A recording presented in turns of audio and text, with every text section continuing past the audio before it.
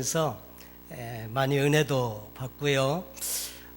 오늘 이 드린 찬양은 우리 에베소서에 있는 복음의 내용을 많이 담고 있어서 참 마음이 이 찬양을 부르면 왠지 모르게 이렇게 감동이 되고요. 너무 감사하고 이런 마음을 갖게 됩니다. 저희는 요즘 근래에 그 에베소서에 있는 말씀을 함께 나누고 있는데요. 에베소서는 사실 사도 바울이 영적으로 가장 성숙한 단계에 있을 때 감옥에서 서신서를 통해서 에베소에 있는 성도들에게 말씀을 전해준, 그리고 복음의 정말 보화와 같은 내용을 우리에게 전해주고 있는 참 귀한 서신서입니다. 특별히 이 에베소서를 기록할 당시에 바울은 영적으로도 또 최고 수준, 최고 절정에 이르렀을 때로 이렇게 생각이 되어집니다. 왜냐하면 그의 사역의 말년에 이제 얼마 남지 않은 시기를 앞두고 이제 사역을 이렇게 돌아보면서 특별히 복음에 대해서 에베소 교회 성도들에게 그 내용을, 계시의 복음을 소개해주고 있는 그런 부분이어서 참 은혜가 많이 되고 또 중요한 그런 복음의 정수를 담고 있는 내용이라고 할 수 있습니다. 그래서 우리가 에베소서 1장에서는 하나님께서 하늘에 속한 신령한 복 세 가지를 우리에게 주셨는데, 그것은 첫째, 성부 하나님께서 만세전부터 저와 여러분을 선택하시고 예정하셨다는 그 예정하신 복이 있고, 그 예정하신 복대로 우리에게 이루어지도록 하기 위해서 예수님이 친히 이 땅에 육신을 입고 오셔서 십자가에 죽으시고 그리고 사망 권세를 깨뜨리시고 부활하심으로 말미암아 우리에게 영원한 생명을 주시고 구속함을 주신 이 구속의 은혜, 그 은혜를 주심을 말씀하고 있고, 세 번째로는 성령 하나님을 통해서 저와 여러분에게 이 계시의 복음을 깨닫게 하고 알려주시고 그리고 믿어지게 하셔서 하나님의 자녀로 삼으시고 너는 이제 하나님의 자녀라고 하는 성령님의 인치심을 받는 이 복을 우리에게 주신 것을 우리가 함께 살펴보았습니다. 그리고 2장에서는 이 바울의 기도의 내용 이후에 허물과 죄로 죽었던 우리를 살리신 이 하나님의 놀라우신 사랑과 은혜에 대해서 이야기하고, 십자가로 하나님과 우리가 화목하게 되어진 이 사실을 우리에게 설명해 주셨습니다. 그리고 이제 3장에서 우리에게 그 계시의 내용은 무엇인지, 그 계시의 복음은 어떤 것을 담고 있는지 소개해 주고 있는데, 이 복음성가에도 보면 삼일체 성가라는 복음성가가 있습니다. 그 내용은 이런 거죠. 하나님이 선택하셨고 예수님이 구속하셨고 성령님이 인치셨으니 삼위일체 하나님 찬양. 하나님이 선택하시고 예수님이 구속하시고 성령님이 인쳐주신, 다시 말해서 삼위일체 하나님이 공동으로 같이 힘을 모으셔서 저와 여러분을 구속해 주신 은혜를 설명해 주고 있습니다. 그런데 오늘 성경 본문에서는 이 하나님의 은혜의 경륜에 대해서 바울이 소개해 주고 있는데, 참 이렇게 신앙생활을 하면 할수록 모든 게 다 하나님의 은혜라고 고백할 수밖에 없다는 것을 절감하게 되죠. 사실 우리가 예수님을 알게 된 것도 우리 선택으로 우리 스스로가 그분을 믿기로 작정한 것 같은데, 그 안에 보면 하나님의 예정과 섭리하심이 있었다는 것을 알게 됩니다. 이것을 사도 바울은 자신의 간증을 통해서 이야기하면서 하나님의 은혜의 경륜이라고 우리에게 소개해 줍니다. 경륜이라고 하는 말의 뜻은 어떤 포부를 가지고 이를 조직적으로 계획하는 것, 다시 말해서 어떤 플랜을 할 때 계획을 가지고 뜻을 가지고 그 했다고 말할 때 그것을 경륜이라는 한국의 옛말로 소개를 하는 것입니다. 근데 이 헬라어 원어로는 오이코노미아라고 하는 말인데 이것은 관리, 경영, 행정, 경륜 이런 말로 번역이 됩니다. 영어로 표현할 때는 국가나 어떤 기업의 그 경제, 재산 가치를 이야기하거나 할 때 이코노믹스라고 하는 말을 쓰는데 이 이코노믹스라고 하는 이 단어도 이 헬라어의 오이코노미아라고 하는 단어에서 가지고 온 단어라고 한다고 하죠. 여러분, 오늘 성경 본문에 나와 있는 것처럼 하나님의 경륜이라고 할 때 특별히 하나님은 온 우주 만물을 창조하시고 친히 당신께서 섭리하시면서 사시와 일자를 권한을 두셔서 태양도 돌게 하시고 지구도 돌게 하시면서 사시와 일자, 낮과 밤을 이렇게 계속해서 돌아갈 수 있도록 그렇게 섭리하시면서 운행을 하십니다. 그런데 특별히 이 하나님의 경륜이라고 말할 때는 그런 모든 하나님의 운행하심 속에서도 우리 인간 구원을 하시기 위해서 펼쳐나가시고 진행하시는 하나님의 구원 역사와 관련해서 말할 때 하나님의 은혜의 경륜이라는 말을 사용한다고 하는 것입니다. 사도 바울은 이 하나님의 은혜의 경륜이 어떤 것인지 3절로부터 오늘 13절까지 내용을 통해서 설명을 해주고 있습니다. 근데 이 하나님의 은혜의 경륜은 원래 비밀로 감춰져 있었던 것이라고 말합니다. 근데 이 비밀이 때가 차서 드러내지게 되었고 이 비밀의 경륜을 계시로 알게 해주셨다. 원래 이것은 비밀은 감춰진 것이어서 아무도 볼 수가 없는 것인데 계시를 통해서 알려줍니다. 그것은 뭐냐면 하나님께서 계시라고 하는 말은 감춰뒀던 것, 덮어놨던 뚜껑, 보자기로 쌓여있던 것을 들추어서 안에 있는 내용물을 보여줄 때 그것을 계시라고 이야기하죠. 그런데 하나님께서 감춰진 이 비밀을 자신에게 이방인의 구원을 위해서 보여주시고 알게 해주셨다고 하는 말로 이 하나님의 은혜의 경륜을 소개해주고 있습니다. 그 경륜의 그 내용과 그것의 중요함 이런 것들을 계속해서 바울은 서신서를 통해서 가르쳐주고 있는데 사실은 이 바울이 이 놀라운 하나님의 은혜의 경륜을 알았기 때문에 이 복음을 증거하고 전하는 일에 완전히 인생을 걸어버립니다. 그리고 자신의 목숨까지도 걸어버립니다.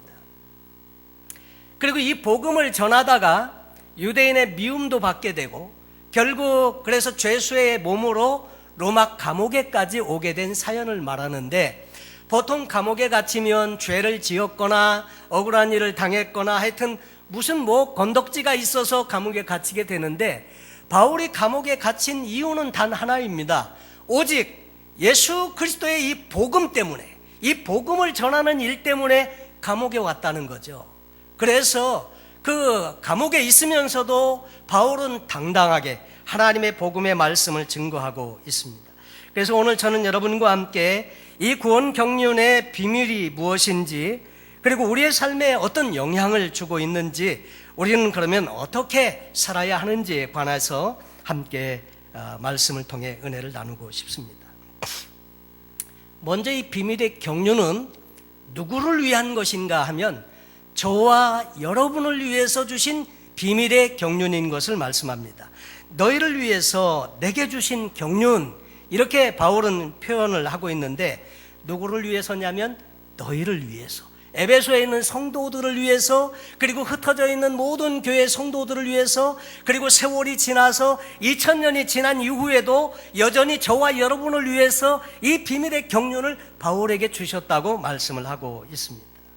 그러면서 이 하나님의 놀라운 비밀의 경륜을 깨닫게 되면 얼마나 그 하나님의 은혜가 감사하고 그 하나님의 놀라우신 경륜의 깊이와 넓이와 그 폭이 얼마나 큰지 깨닫고는 감동하지 않을 수 없다고 하는 거죠. 하나님께서 만물을 창조하시고 지으신 것도 또 아브라함을 한 사람을 통해서 구원 역사를 시작하신 것도 그리고 선지자들을 통해서 계속적으로 하나님의 말씀을 전해주신 것도 그리고 독생자 예수 그리스도를 이 땅에 보내주신 것도 그리고 생명 얻도록 이 성령님을 통해서 복음을 믿고 영접할 수 있게 하신 것도 알고 보면 따지고 보면 저와 여러분을 위해서 하신 일이었다고 하는 것이죠. 그래서 이 땅에 사는 동안에 진정한 자유를 누리면서 살라고 이 귀한 복음의 말씀을 우리에게 주신 것입니다. 갈라디아서 5장에도 보면 1절에 이렇게 말씀을 하고 계십니다. 그리스도께서 우리를 자유롭게 하시려고 자유를 주셨으니 그러므로 굳건하게 서서 다시는 종의 멍에를 매지 말라.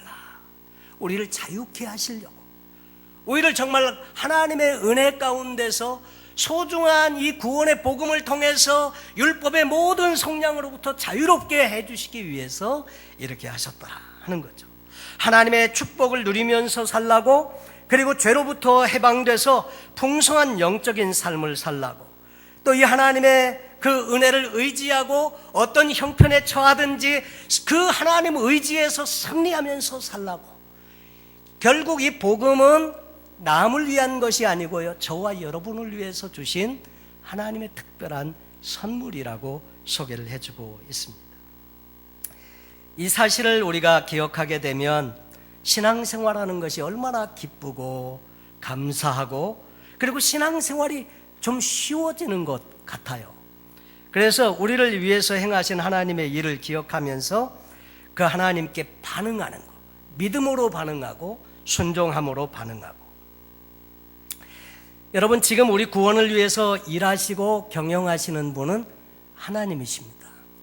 만약에 우리 구원의 이 일을 사람에게 만약에 부탁했다면 어쩌면 저와 여러분이 구원받기가 어려울지도 모르겠습니다.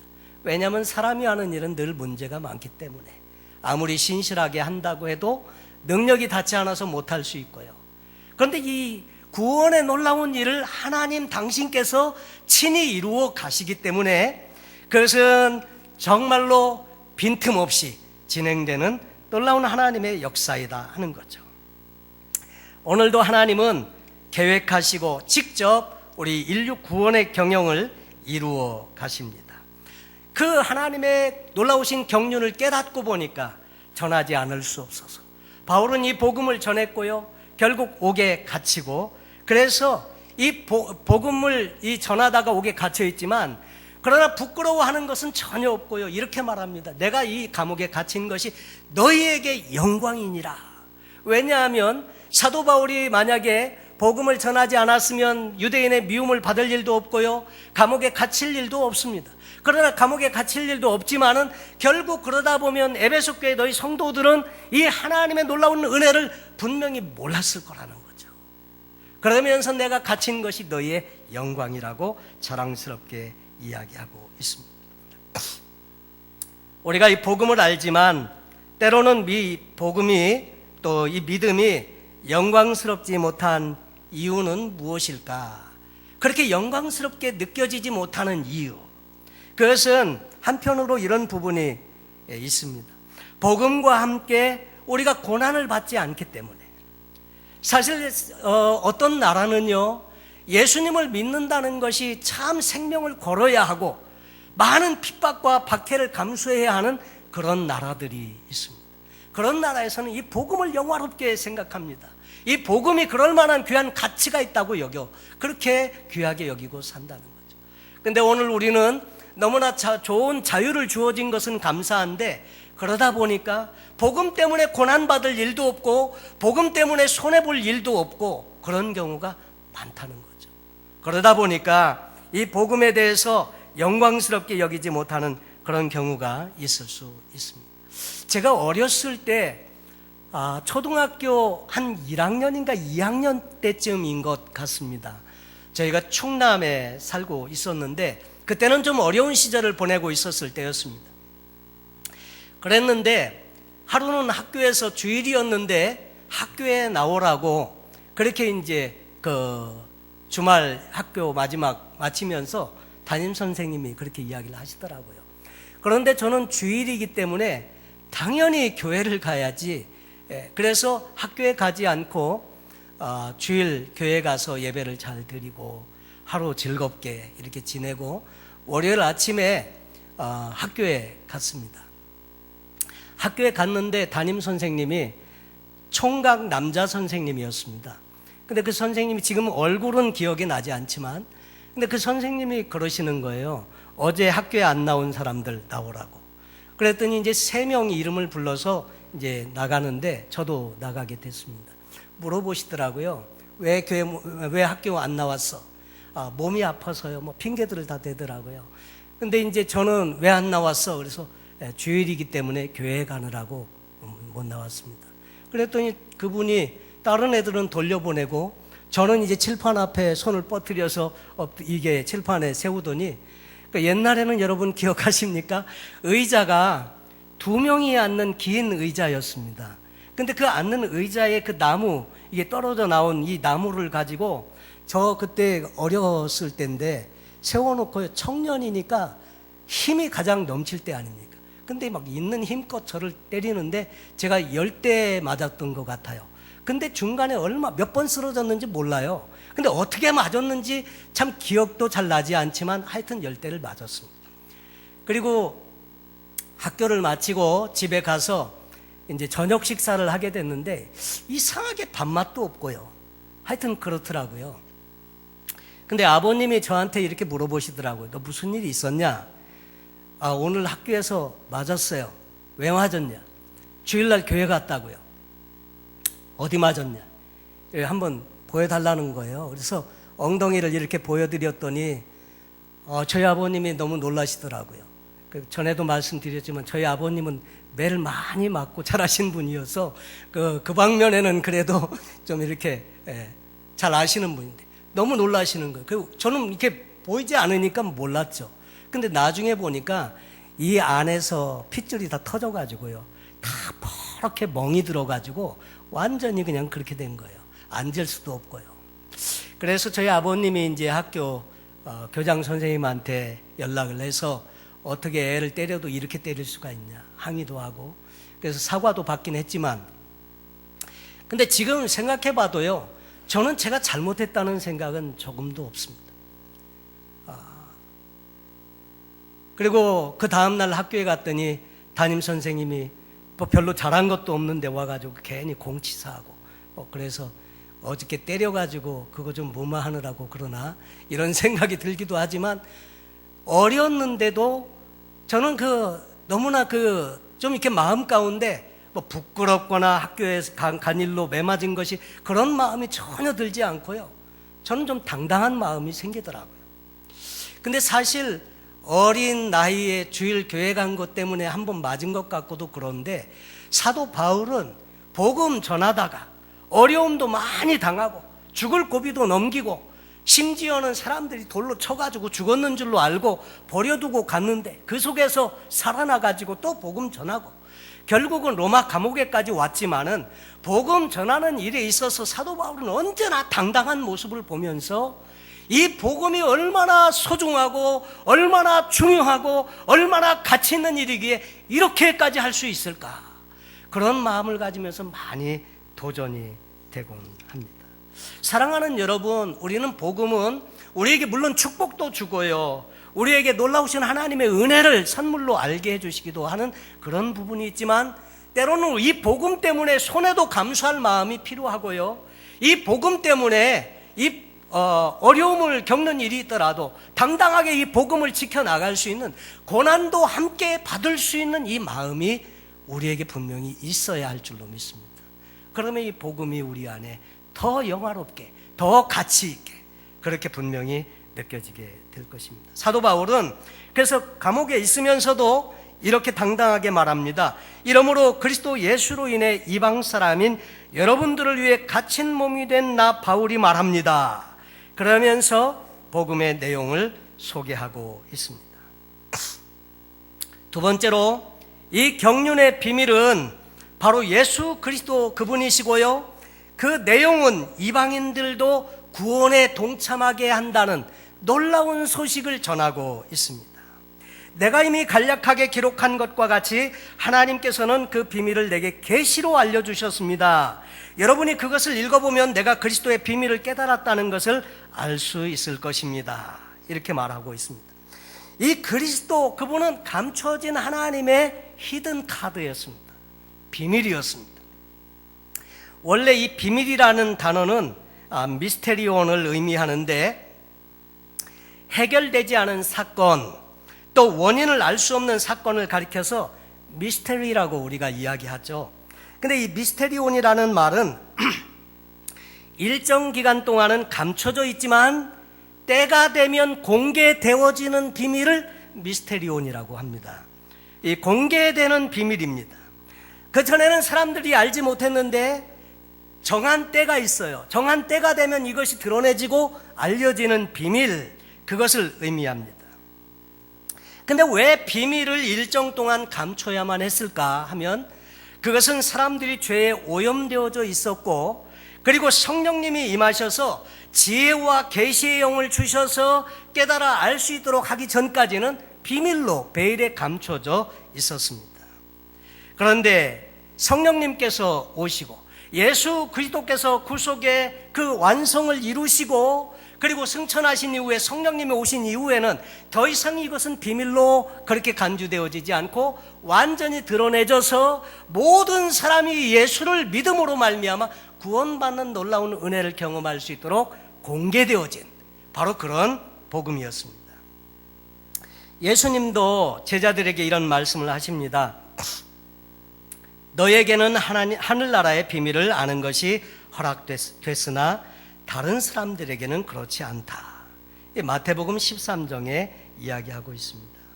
그리고 그리스도 예수 안에서 미리 세우신 하나님이 기뻐하시는 뜻을 따라서 하나님의 뜻의 비밀을 우리에게 알리셨는데, 이는 때가 차면 그리스도 안에서 하늘에 있는 것들과 땅에 있는 것들을 모두 통일시키고자 하는 것입니다. 이렇게 성경에 기록되어져 있습니다. 통일시킨다고 하는 말은 차별을 두지 않고 똑같이 한다는 것이거든요. 유대인이나 이방인이나 차별을 두지 아니하고 똑같이 예수 그리스도를 믿음으로 구원 얻는 놀라운 그런 하나님의 계획을 이제는 계시된 비밀을 가르쳐 주었어. 요즘 우리는 당연하게 그럼 예수님 믿으면 누구든지 구원 얻지 그렇게 여기지만, 당시에 사도 바울이 복음을 전한 그 시대에는 오직 유대인들만, 그리고 이방인들은 하나님의 은혜와 언약에 대해서는 완전히 버려진 상관없는 외인으로 취급되어지던 시기에 그렇지 않다. 이 예수 그리스도의 복음을 믿기만 하면 당신들도 구원을 얻는다. 이것이 감춰졌던 계시의 비밀이었다는 것을 말해주고 있습니다. 그 6절 말씀에 그 비밀은 이방 사람들도 복음을 통해서 그리스도 예수 안에서 함께 상속자들이 되고 함께 지체들이 되고 함께 약속의 참여자들이 되는 거라고 가르쳐주고 있습니다. 상속자가 되고 지체가 되고 언약의 참여자가 되도록 했다는 것, 이것이 감춰져 있던 또 다른 비밀이었다고 하는 것을 말씀하고 있습니다. 유대인이나 이방인이나 차별이 없다는 것이고요, 그 예수 그리스도를 믿음으로 구원을 얻는다는 놀라운 소식이었던 것입니다. 자, 그리고 그러면 이 그리스도의 비밀을 깨달은 사람, 헤아릴 수 없는 그리스도의 풍성함을 깨달은 사람, 영원 전부터 감춰진 비밀의 경륜을 깨달은 사람은 반드시 삶이 변화로 이제 가져오게 된다고 하는 것입니다. 반드시 삶의 변화가 일어나게 된다고 말합니다. 다시 말해서 복음이 우리의 삶의 실제가 된다는 말씀을 해주고 있는 것입니다. 하나님을 떠난 인생의 공통적인 특징은 뭐냐면 누구나 다 이 두려움이라는 것을 가지고 있습니다. 두려움은 과거에 대한 두려움도 있고 미래에 대한 두려움도 있는데, 사단은 사람들을 속여서 이 두려움을 주어서 진리를 왜곡시킨다고 하는 것입니다. 히브리서 2장 14절로 15절에 자녀들은 혈과 육에 속하였음에 그도 또한 같은 모양으로 혈과 육에 함께 지니심은 죽음을 통하여 죽음의 세력을 잡은 자 곧 마귀를 멸시하며 또 죽기를 무서워함으로 한평생 매여 종노릇하는 모든 자들을 놓아주려 하심이니. 그러니까 예수님도 함께 육체를 가지고 오신 것은 그래서 모든 죽음을 통해서 죽음의 세력을 잡은 자, 사망 권세를 갖고 있는 자가 누구냐면 마귀 사단인데, 이 마귀 사단을 멸하시며 또 죽기를 무서워함으로 한평생 매여 종노릇하는 모든 자들을 놓아주려 하심이니. 다시 말해서 모든 인생은요, 가장 두려워하는 것이 죽음입니다. 그래서 장례식장에 가면 다들 숙연해지고 하는 이유는 이 죽음이 우리가 인생에서 만날 수 있는 최고 수준이기 때문에. 그런데 마귀 사단은 이 죽음이라고 하는 것, 사망 권세를 가지고 사람들을 두렵게 해서 평생 이 사단의 그 권세 앞에 그냥 끌려다니고 종노릇하고 살다가 인생을 떠나게 된다고 하는 거죠. 여러분, 사람들은 그래서 이렇게 죽기를 무서워하면서 한평생 종노릇하게 되죠. 노예인데, 성경에 보면 노예가 되면 노예가 갖게 되는 그 근성이 있는데 그것을 가리켜서 노예 근성이라고 합니다. 출애굽할 당시에 430년 동안 애굽에 살았고, 처음에는 그랬지 않았지만 어느 시점에서 종으로 전락하게 되고 계속 종으로 태어나고 종으로 살았습니다. 그러면서 종의 근성이, 노예의 근성이 배이게 되었죠.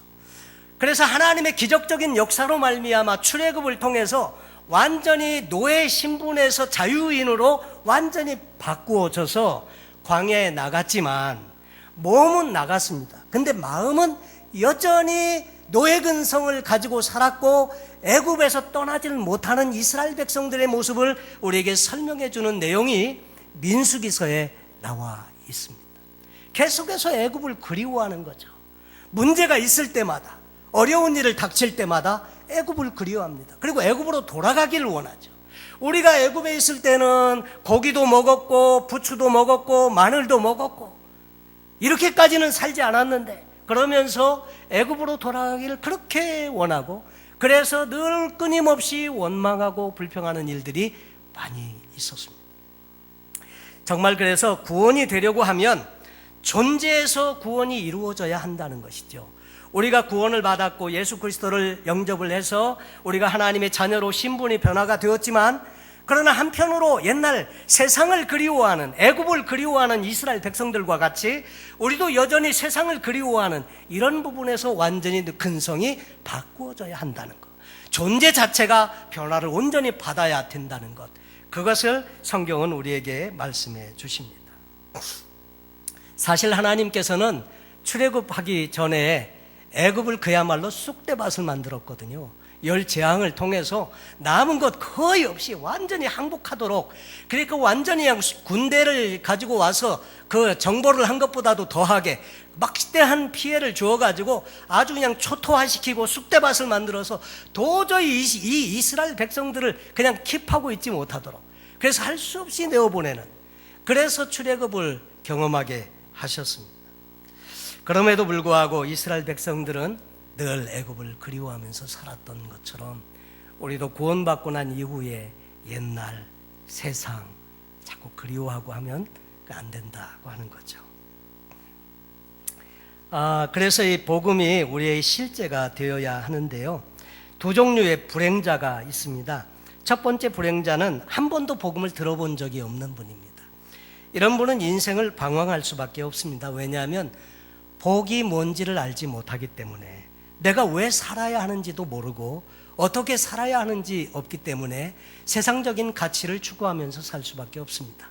돈을 추구하고 명예를 추구하고 권력을 추구하고 인기를 추구하고, 그리고 세상적인 가치관을 따라서 계속 그렇게 살다가, 그래서 그 만족을 찾을 줄로 알지만 끝내는 만족치 못하고 세상을 그냥 떠난다고 하는 거죠. 그런 사람들에게는 복음을 들려주면 됩니다. 우리에게 사는 길이 있다는 거, 예수님 만나면 우리에게 영원한 하나님 나라에 갈 수 있는 놀라운 특권과 축복이 있다는 것 알려주면 이 예수를 영접하고 새로운 인생을 살기 때문에 해답이 되는 거죠. 그런데 두 번째 불행자가 있습니다. 그것은 복음을 안다고 생각하는데, 그러나 복음이 실제가 되지 못한 분들입니다. 신앙이 방황하기 쉽고요, 복음과 삶이 전혀 다른 괴리감이 큰 인생을 살기 쉽습니다. 그리고 삶을 살아가면서 어려운 일을 만나면 역시 마찬가지로 세상 사람들과 똑같이 반응합니다.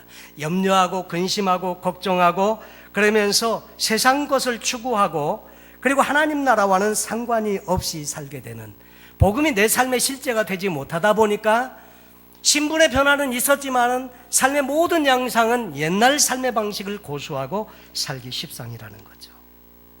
그것이 진짜 위기라고 하는 것입니다.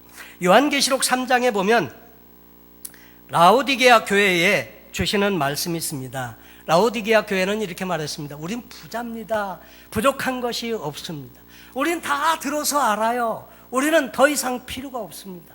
다 알고 있다고 했는데 주님의 말씀은 뭐냐면 안약을 사서 내 눈에 발라서 네 실상을 봐라. 이렇게 권유하는 말씀이 있다는 거죠. 계시록 3장 20절에 볼지어다 내가 문 밖에 서서 두드리노니 누구든지 내 음성을 듣고 문을 열면 내가 그에게로 들어가 그와 더불어 먹고 그는 나와 더불어 먹으리라. 문 밖에 서서 두드리노니 누구든지 내 음성을 듣고 문을 열면 내가 들어가서 그와 더불어 먹고 마시고 교제한다. 그 말씀을 하시는 것이죠. 여러분 마음 안에 예수님이 계시는지요? 아니면 문 밖에 서서 두드리고 계시는지요? 예수님이 빠져버리면 결국 우리 신앙은 아무것도 아닙니다. 빵 중에도 그런 빵 있더라고요. 한국 분들은 이름이 참 재밌어요. 보면 공갈빵이라는 빵이 있어요. 그래서 공갈빵이 무슨 빵인가 그러고 봤더니 이렇게 빵이 이렇게 커요. 그런데 이렇게 뜯으니까 그 안에는 순전히 공기만 들어가 있고 내용이 아무것도 없어요. 그냥 완전히 풍선처럼 이렇게 큰데 크기는 큰데 내용이 아무것도 없는 공기만 잔뜩 들어가 있는 그것을 공갈빵이라고 그렇게 하시더라고요. 어쩌면 예수 그리스도가 빠져버리면 우리 신앙이 그렇게 되기 십상이다 하는 거죠. 여러분 우리 예배도 그렇습니다. 주님 빠지면 아무것도 아니죠. 주인공이 누군지 잘 알고 우리 신앙의 핵심은 예수 그리스도신데 언제나 예수님이 내 안에서 함께 더불어서 먹고 마시고 교제하는 삶이 이루어져야 한다는 거죠. 지금은 돌잔치에 자주 가지 못하지만 과거에 이렇게 돌잔치에 가보면 원래 그 돌잔치의 주인공의 아이는 빽빽거리고 한 구석에서 울고 있고 어른들은 자기들끼리 모여가지고 먹고 마시고 수다 떨고 막 이러면서 좋은 시간을 이렇게 보내시더라고요. 근데 참 사실 보면 아이가 주인공인데 그런 생각을 하게 됩니다. 여러분 복음이 실제가 되려고 하면 어떻게 해야 하느냐면요, 하나님의 말씀에 믿음으로 반응해야 한다고 하는 것입니다. 믿음이라고 하는 것은 한번 예수를 영접할 때 그때만 필요한 게 아니고요, 모든 하나님의 말씀에 대해서 믿음으로 반응하고 믿음으로 그것을 내가 그 말씀과 결합을 시켜야 한다고 하는 것입니다. 그래야 이 복음이 실제가 될 수 있습니다. 그 레디칼이라고 하는 책의 저자인 목사님이 닮고 싶은 분은 예수님이었다고 합니다. 근데 자기는 대형교회 목회자로, 담임 목회자로 이제 청빙을 받게 되었는데 예수님의 사역은 어땠나 보니까 시스템도 없고 그리고 무슨 카리스마 리더십 그룹이 있었던 것도 아니고 조직도 없었고 대형교회하고는 완전히 딴판으로 사역을 하셨던 분인데, 그래서 어떻게 하면 이 예수님을 닮아갈까 그러면서 늘 기도를 하고 있었습니다. 어느 날 이제 수단에 있는 아프리카 청년을 만나서 그 내전 중에 정말 기적적으로 살아난 이야기, 가족들도 그 내전 중에 다 잃어버리고 재산도 없고 아무것도 가진 것이 없이 호롤단신 몸뚱아리 하나밖에 없는, 희망도 없고 어떻게 해볼 도리도 없는 청년인데, 그 청년 블레이라고 하는 사람과 간증을 나누면서 함께 이야기를 들었는데 그 청년이 어느 날 이렇게 말하더래요. 목사님, 저는 세상을 변화시킬 거예요. 아니 아무것도 없고 정말 이런 상황에 있는 청년이 무슨 세상을 변화시킨다고 말하나. 그래서 허황된 말이라고 생각이 되었답니다. 그래서 물어보았답니다. 그럼 어떻게 세상을 변화시킬 건데? 그랬더니 그 청년이 대답하기를, 저는 모든 민족으로 제자를 삼을 거예요. 안 될 거 없잖아요. 주님이 말씀하셨는데. 그러면서 주님이 말씀하셨는데 안 될 거 없잖아요. 그 말씀 붙들고 살면 그렇게 될 줄로 확신하고 믿는다는 고백이죠. 그 말을 듣고 이 목사님이 고민을 하게 됐답니다. 왜냐하면 자신의 삶에는 예수를 믿고 산다고 하는데, 그리고 목회자로 산다고 하는데 안 되는 일이 너무 많았기 때문에, 그래서 고민을 많이 하게 되었다고 합니다. 그런데 이 청년은 더 형편없는 상황 속에서 주님이 하신다는데 성경을 문자 그대로 믿고 그 주님을 의지하는 마음을 이렇게 표현할 때 오히려 그 목사님이 도전이 되고, 그리고 다시 한번 자기 신앙을 점검하게 됐다는 그런 이야기입니다. 히브리서 4장 2절에 보면 이런 말씀이 있습니다. 그들과 같이 우리도 복음 전함을 받은 자에나 들은 바 그 말씀이 그들에게 유익하지 못한 것은 듣는 자가 믿음과 결부시키지 아니함이라. 똑같이 복음은 들었습니다. 하나님의 말씀을 들었는데 어떤 사람은 이 하나님의 말씀이 유익이 됐고 어떤 사람은 유익이 안 됐는데 그 차이가 뭐냐? 그것은 뭐냐면 듣는 자가 믿음과 결부시킨 여부에 달려있다고 하는 거죠.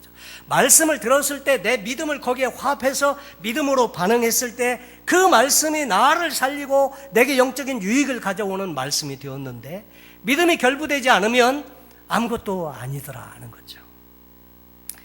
여러분, 그래서 지난번에 복음학교에 갔더니 그분들은 이런 표현을 하시더라고요. 나를 움직일 수 없는 믿음은 결코 믿음이 아니다, 그렇게 단언을 하더라고요. 나를 움직이지 못하는 믿음, 이건 믿음이 아니라는 거죠. 그러면서 믿음은, 정의가 결국 나를 움직일 수 있어야 한다고 하는 거죠. 하나님의 말씀이 들려올 때 이 하나님의 말씀에 내가 믿음으로 반응하면 이 말씀 자체가 나를 변화시키고 나를 움직이고, 그리고 생명력 있는 말씀으로 내게 그렇게 임하게 된다는 것을 이야기하고 있는 것입니다. 여러분, 오늘 우리에게 정말 소중한 그런 하나님의 은혜, 에베소서 3장에 하나님의 구원의 놀라운 경륜의 비밀을 우리에게 사도 바울을 통해서 알려주었습니다. 이것은 유대인뿐만 아니라 우리 모든 사람들이 예수를 믿음으로 구원받는다고 하는 놀라운 소식인데, 우리는 이미 예수를 통해서 구원을 받았고 하나님의 자녀가 되었습니다. 그래서 이 하나님의 놀라운 비밀, 우리가 함께 깨달았다고 하면 우리의 삶도 이 말씀을 통해서 변화로 연결이 되고, 말씀이 그 풍성함이, 그 부유함이 내 삶에 구체적으로 나타나서 나도 살고 남도 살리는, 또 이 놀라우신 하나님의 구원의 은혜를 깨달으면 바울과 같이 결국 우리도 전하지 않고는 견딜 수 없는 그런 하나님의 은혜일 텐데, 그 하나님의 은혜를 우리가 경험하고 체험해서 그 믿음으로 부합한 삶을 살아가면서 하나님의 복음을 영화롭게 하는 이런 삶을 살아야 한다는 것이 바울의 전하고 싶은 메시지였습니다.